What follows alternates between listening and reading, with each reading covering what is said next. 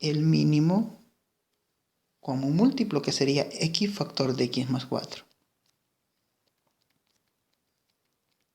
Y decimos x factor de x más 4 entre x factor de x más 4 entre x nos daría x más 4, ¿verdad? Entonces x más 4 por 2. Entonces esto sería 2 factor de x más 4. Más x más 4, x factor de x más 4 dividido x más 4.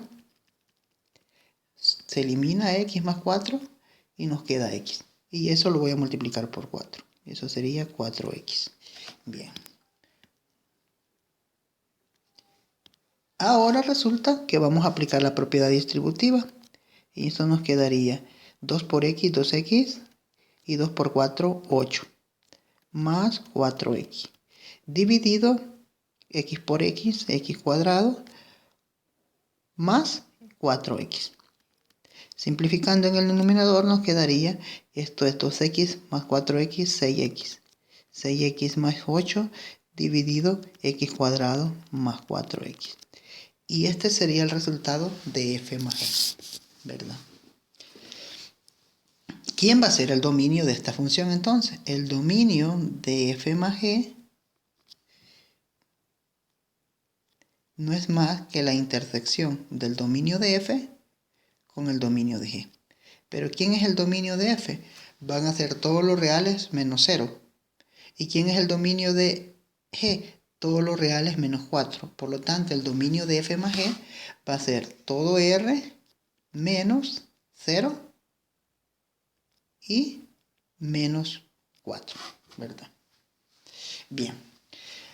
Para el caso de la diferencia es exactamente lo mismo. Lo único que aquí en lugar de ser más va a ser menos. Y lo que tienen que hacer es únicamente intercambiar el más por el menos. Bueno.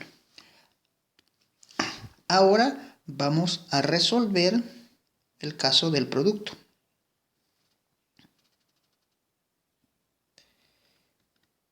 Bien, para el caso del producto, es decir, f por g, nosotros sabemos que f por g de x está dado por f de x por g de x. Pero ¿quién es f? Pues f es 2 sobre x. ¿Y quién es g? Es 4 sobre x más 4. Multiplicando numerador y denominadores nos quedaría 4 por 2, 8, dividido x factor de x más 4. Aquí podemos aplicar la propiedad distributiva en el denominador y nos quedaría x por x, x cuadrado, y x por 4, 4x. Bien, este sería el producto de f por g. ¿Quién va a ser el dominio de f por g? Pues el dominio de f por g es el dominio de f intersectado dominio de g. De nuevo, el dominio de f es todos los reales menos 0 y el dominio de g son todos los reales menos 4. Por lo tanto, el dominio de f por g va a ser todos los reales menos 0 y menos 4. Bien. Ahora nos van a pedir que encontremos el cociente de la función f y la función g. Entonces, el cociente de f y g. Pero nosotros sabemos que f sobre g de x está dado como f de x sobre g de x, ¿verdad? Pero ¿quién es f? F de x es 2 sobre x. ¿Y quién es g? Es 4 sobre x más 4. Bien, tenemos un cociente de fracciones y el cociente de fracciones se hace extremos por extremos, ¿verdad? Y medios por medios. Entonces nos quedaría 2 por x más 4 en el numerador dividido 4 por x. Esto sería 4x. Aplicando la propiedad distributiva nos quedaría 2 por x, 2x, más 2 por 4, 8. Entonces esto sería 2x más 8 dividido 4x. Bien. ¿Quién es el dominio del cociente? Es decir, el dominio de f sobre g. Pues según esto son toda la intersección del dominio de f con el dominio de g, pero debo de garantizar que g de x sea diferente de 0, ¿verdad? Bueno, entonces el dominio de la función f sobre g nos va a quedar, si ya sabemos que el dominio de f es todo r menos 0 y el dominio de g es todo r menos 4, entonces lo que tenemos que hacer es garantizar que la función que la función g no sea igual a 0, ¿verdad? Que la función g no sea igual a 0. ¿Y a dónde puede ser 0 esta función? Si la función g es 4 sobre x más 4. Pues resulta de que en menos 4 sabemos que se indefine, ¿no? Entonces ese valor no está en el dominio de la función g. Pero si analizamos ya el resultado total, por ejemplo, esta expresión, ¿verdad? El único valor que no puede tomar es el valor de x igual a 0. Por lo tanto, el dominio de la función f sobre g van a ser todos los reales menos el valor que hace 0 el denominador. En este caso sería x igual a 0. Porque si x igual a 0 me quedaría 4 por 0, 0 y me quedaría indefinido. Bien. Ahora vamos a resolver un problema del bloque de ejercicios del 11 al 14. Bueno, del 11 al 14 vamos a resolver el problema número 11, ¿verdad? El problema 11. En el problema 11 nos da una función f de x igual a... Vamos a resolver el problema 12. Porque el problema 11 está de tarea. Problema 12.